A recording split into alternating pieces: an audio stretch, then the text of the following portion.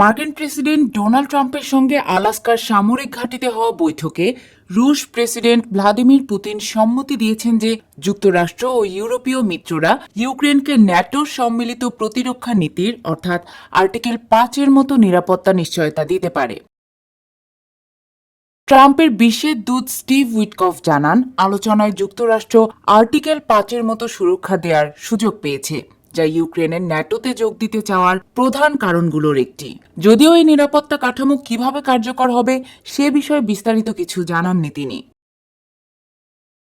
এ ধরনের প্রস্তাবকে পুতিনের দীর্ঘদিনের ন্যাটো বিরোধিতার বাইরে গিয়ে একটি বিকল্প সমাধান হিসেবে দেখা হচ্ছে। বিষয়টি সোমবার ওয়াশিংটনে ভলোদিমির জেলেনস্কি, ট্রাম্প ও ইউরোপীয় নেতাদের বৈঠকের আলোচনায় গুরুত্ব পাবে বলে ধারণা করা হচ্ছে। মার্কিন পররাষ্ট্রমন্ত্রী মার্কো রুবিও এনবিসিকে জানান, এই সপ্তাহে আলোচনার মূল বিষয় হবে নিরাপত্তা নিশ্চয়তার রূপরেখা নির্ধারণ করা। তিনি বলেন, এটা কিভাবে গঠিত হবে, কি নামে ডাকা হবে, এর মধ্যে কার্যকর প্রতিশ্রুতি কিভাবে নিশ্চিত করা হবে, এসব নিয়ে আগামী দিনগুলোতে অংশীদারদের সঙ্গে আলোচনা হবে।